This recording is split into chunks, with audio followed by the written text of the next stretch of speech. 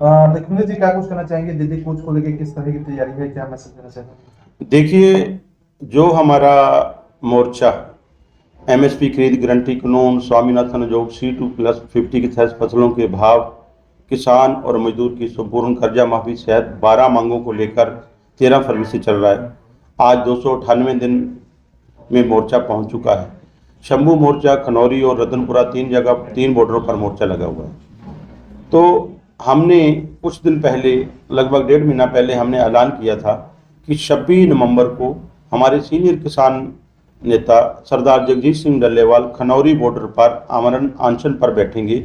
उनका आमरण अनशन तब तक जारी रहेगा जब तक मानी हुई मांगें सरकार लागू नहीं करती। या तो उनके प्राण जाएंगे या मांगें लागू होंगी। अगर वो अपने प्राण त्यागते हैं तो उनका पार्थिव शरीर वहीं रखा जाएगा। उससे अगली कड़ी है जो उसमें सुखजीत सिंह हरदो झंडे बैठेंगे, तीसरे पे इंद्रजीत सिंह कोटबुड्डा, ऐसे लंबी लड़ी है। तो उस के बीच में हमने एक दूसरा ऐलान किया था, अगर 10 दिन तक भी सरकार नहीं जागती है, अगर फिर भी मांगें लागू नहीं करती है, तो 6 दिसंबर को एक जत्थों के रूप में शंभू मोर्च से दिल्ली की ओर जाया जाएगा, कूच किया जाएगा। तो उसको देखते हुए कल 6 दिसंबर है, तो कल के दिन शंभू मोर्चे से जत्थे जाने हैं। तो हम कई दिनों से बयान सुन रहे थे हरियाणा के बीजेपी के मंत्रियों के कि किसान अगर पैदल जाना चाहते हैं तो ठीक है, जाए, तो हमें कोई आपत्ति नहीं है। लेकिन अब कुछ देखने को और मिल रहा है। जो नेशनल हाईवे नंबर 9 है, सिरसा से दिल्ली वाला है, जहाँ दूसरे रास्ते हैं, उनके ऊपर भी बैरिकेटिंग की जा रही है, उनके ऊपर भी तैयारियां किसानों को रोकने की जा रही हैं। तो हम आपके चैनल के माध्यम से क्लियर करना चाहते हैं इस बात को। हमारी दोनों फोरमें एसकेएम, नॉन पॉलिटिकल भारत और केएमएम जो ऐलान किया है, ऐलान के अलावा कुछ नहीं करते। पहले ऐलान करते हैं कि हम आंदोलनकारी हैं। हमने हमारी मांगें केंद्र सरकार से हैं। हमारी मांगें जो है वो दिल्ली जाने की थी और दिल्ली की सरकार से, हमारी केंद्र सरकार से मांगे हैं। लेकिन ये चाहे कोई पंजाब, कभी हरियाणा, कभी राजस्थान, कभी दूसरे राज्य, वो उसको डाइवर्ट करने के बजाय जो रास्ते रोकते हैं। पहले भी किसान ने रास्ता नहीं रोका था, रास्ता सरकार ने रोका था। हमने 13 फरवरी का कूच किया था, 6 फरवरी से ही रास्ते रोकने बंद कर दिए थे। गांव को गांव से तोड़ने का काम किया था, आज भी वो हो रहा है। तो इसलिए हम आपके चैनल के माध्यम से हरियाणा के मुख्यमंत्री माननीय नायब सिंह सैनी जी से कहना चाहते हैं, हमारी मांगें दिल्ली से हैं, हमें दिल्ली जाने दिया जाए। अगर आप इतनी चिंता करते हैं, किसानों की बात करते हैं, तो देशव्यापी मांग है। आप अपनी जो केंद्र में आपके हुक्मरान बैठे हैं उनसे कहिए भी हमारी बातें, जो मांगे हैं, मानी हुई हैं, किए हुए वादे, उनको पूरा करें। तो इसी के कड़ी में कल माननीय उपराष्ट्रपति जो देश के दूसरे नागरिक हैं, उन्होंने भी खुल के कहा है भी किसान की मांगे जायज़ हैं। मैं खुद भी अर्थशास्त्री हूँ, मैंने कई अर्थशास्त्रियों से जो बातचीत की है, एमएसपी जो है किसान को चाहिए। अगर एमएसपी किसान को दी जाती है, जिससे देश को कोई वित्तीय घाटा नहीं होगा, किसी तरह की कोई दिक्कत नहीं आएगी। तो अगर हमारे उपराष्ट्रपति जी कह रहे हैं, आग्रह किया उन्होंने, वो मंच पर बैठे हुए शिवराज चौहान जो हमारे कृषि मंत्री हैं, उनको कहा है, तो हम भी यही कहते हैं कि आप हमारी मानी हुई मांगों को लागू करें। तो हमारा जो है आज 10वें दिन में जो आमरण अनशन है, डल्लेवाल जी बैठे हुए हैं, उनकी सेहत दिन प्रतिदिन बिगड़ती जा रही है। अगर उनको कुछ दिक्कत आती है तो उसका जिम्मेदार 100% भारत की सरकार होगी, पंजाब और हरियाणा की सरकार होगी। उनको कोई दिक्कत आती है तो सरकार होगी। तो हमारा आपके चैनल के माध्यम से यही अपील है, एक हमारे किसान साथियों से अपील है, ज़्यादा से ज़्यादा संख्या में खनौरी बॉर्डर पहुँचे।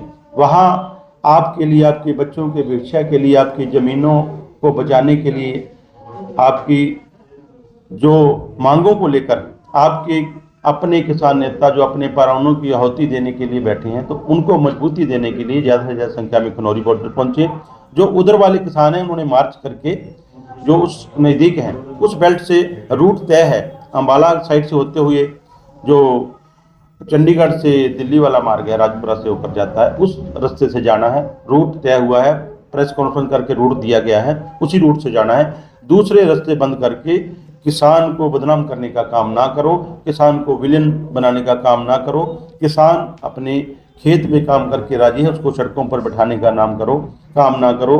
पहले हमने गर्मी में बैठे, आज सर्दी में बैठ रहे हैं, हर तरह के मौसम में वहाँ बैठे हुए हैं, तो अपनी मांगों को लेकर बैठे हुए हैं। किसी को उद्देश्य हमारा तकलीफ देना नहीं है।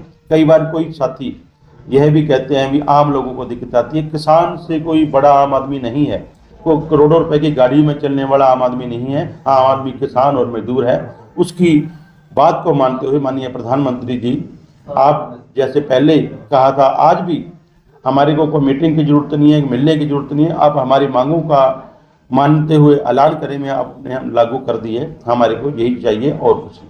सर, आपने कहा बिजली के मंत्री ये बयान दे रहे हैं कि पैदल किसान जा सकते हैं, दिल्ली जाना चाहेंगे, लेकिन उसके बावजूद अगर नेशनल हाईवेज की बात करें तो रोकने के लिए तमाम प्रयास किए जाते हैं। आज की बात करें तो खैरका में भी पत्थर तैयारी है, ट्रेन वगैरह मंगवा ली गई है, कहीं ना कहीं किसानों को रोकने के तमाम प्रयास होंगे। तो ये दोगली नीति कहाँ तक सही, कहाँ तक क्या कुछ करना चाहिए? देखिए, मैंने आपको यही कहा कि ये एक नैरेटिव सेट करना चाहते हैं, किसान जा रहे हैं, वो किसान हैं, सारा दिन किसान पहले भी सड़कों पर रहते हैं, इसी सड़कों पर हम रहते हैं, इसी सड़कों पर जाते हैं। हमने ऐलान किया है भी हम शंभू मोर्चे से दिल्ली की ओर जाएंगे, तो ये रास्ते रोकने का क्या मतलब है? और ये भी सरकार को पता है, हम जो भी करते हैं ऐलान करके करते हैं। कुछ हमारे देश की राजधानी, हमारी अपनी राजधानी है, और सबसे ज़्यादा अगर देश की रक्षा के लिए अपने जो बॉर्डरों पे रक्षा कर रहा है वो किसान मजदूर का बच्चा है। जब तिरंगे में लाश लिपट के आती है वो किसान और मजदूर की आती है। किसान को पता है कि हमारे देश की गरिमा को कैसे बचा के रखना है, देश की आन बान शान को कैसे बरकरार रखना है।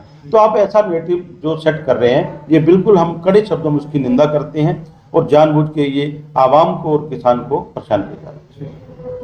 हमारे रहते आप बेरोजगार क्यों हैं? सरकारी नौकरी की सबसे अच्छी तैयारी, सबसे अच्छे अध्यापक, सबसे कम फीस, हरियाणा का नंबर 1 कोचिंग सेंटर ICS। संजीवनी अस्पताल बाल एवं शिशु रोग, general surgery, plastic surgery, neuro surgery, नेत्र रोग, फिजियोथेरेपी, स्त्री एवं प्रस्तुति रोग, हृदय एवं शुगर रोग, हड्डी एवं जोड़ रोग, कार्डियोलॉजी, दंत रोग, इमरजेंसी चिकित्सक सुविधाओं में एक भरोसेमंद नाम है। ICU, NICU, cath lab, hair transplant, private कमरे, urology, CT scan, laparoscopy, accident, trauma, heart attack, जले का इलाज, डायलिसिस की सुविधाएं उपलब्ध हैं। सभी मरीजों को खाना फ्री दिया जाता है। आयुष्मान भारत हरियाणा सरकार और रिटायर्ड फौजी भाइयों के इलाज, इंश्योरेंस और TPA पैनल पर सभी सुविधाएं उपलब्ध।